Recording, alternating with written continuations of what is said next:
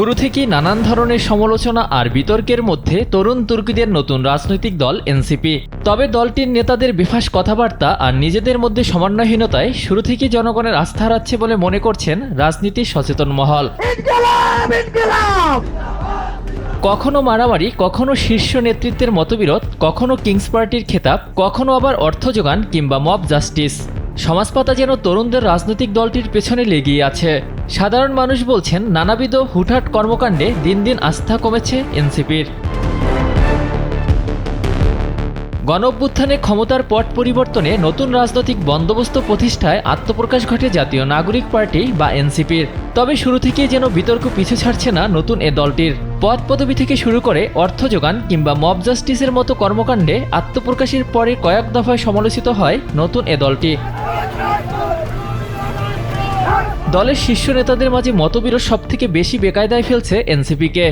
বিশেষ করে দলের তারকা নেতা হাসনাত আবদুল্লাহর একটি পোস্টকে কেন্দ্র করে এই মতপার্থক্য সবথেকে বেশি স্পষ্ট হয়। এরপর বিএনপি ও জামায়াতকে নিয়ে নাসিরুদ্দিন পাটোয়ারির পোস্টের বিরোধিতা করেন হাসনাত এবং সার্জিস। আবার সার্জিসকে অর্থের উৎস জানতে ফেসবুক ব্যবহার করেন তাসনিম জারা। সব মিলিয়ে দলের তরুণ অনুসারীরা চিন্তার দোলাচলে পড়ে যান। জুলাই আন্দোলনে অগ্রভাগে ছিলেন এসব তরুণরা। অগ্রভাগে থাকা এসব নেতারা আন্দোলনের সফলতায় গোটা জাতির নায়কে পরিণত হন। কিন্তু নতুন বাংলাদেশের স্বপ্নে তারাই যখন নতুন রাজনৈতিক দল গঠন করছেন, তখনই সাধারণের আলোচনায় বিদ্ধ হচ্ছেন। সেই সাথে তাদের রাজনৈতিক দক্ষতা নিয়েও প্রশ্ন আছে জনমনে। একই ঘটনাকে তিনজন তিন রকম ইন্টারপ্রেট করছে। আজ এই সাধারণ মানুষ হিসেবে এগুলো নাগরিক পার্টির প্রতি আমাদের এক রকমের আস্থার জায়গা আছে হচ্ছে এইটা যে তারা নতুন দল, তাদের নেতৃত্বে যারা আছেন তাদেরকে আমরা দেখেছি জুলাই আন্দোলনে। কাজে এরকম স্ববিরোধী কথাবার্তা বলে আসলে নিজেদের বিশ্বাসের জায়গাটাকে খানিকটা হালকা করে ফেলছেন। হাসনাতরা ভিন্ন মেরু থেকে পরিচালিত এবং সেইখান থেকে বাংলাদেশ একটা বিশৃঙ্খল পরিস্থিতি তৈরি করে ভিন্ন জায়গায় পরিণত করার জন্য আসলে তারা রাজনীতিটা করছে। তবে সচেতন মহল মনে করছেন রাজনৈতিক দল হিসেবে সফল এবং ভোটের মাঠে জনপ্রিয় হতে হলে দলটির নেতাদের আরও দায়িত্বশীল হতে হবে।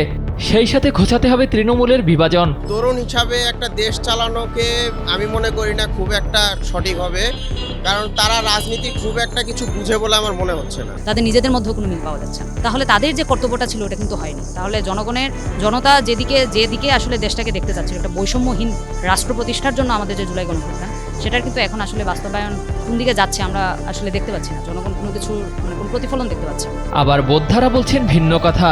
এনসিপি তরুণদের একেবারেই নবীন একটি দল। তারা সফলতার প্রশ্নে এরই মাঝে নিজেদের প্রমাণ করেছে।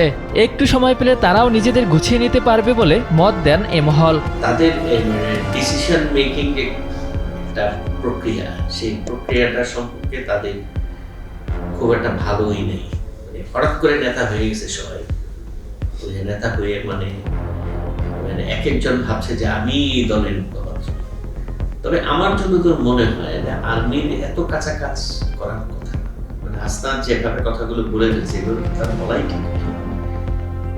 ঠিক হয়নি। হয়তো ওইটাকে ডিফেন্ড করতে গিয়ে সার্জিস আবার যেভাবে কথাগুলো বলছে এতে হয়ে গেছে দুইয়ের বিরাট একটা তালগোল পাকিয়ে গেছে, বুঝতে পেরেছেন? এটা মানে গ্রে জোনের মধ্যে, একটা ধূসর জায়গার মধ্যে আছে যে ওয়াকার কথাটা বলছেন না বলেন নাই, বলতেও পারেন। আমরা বলছি যে তার আগের বক্তৃতার সাথে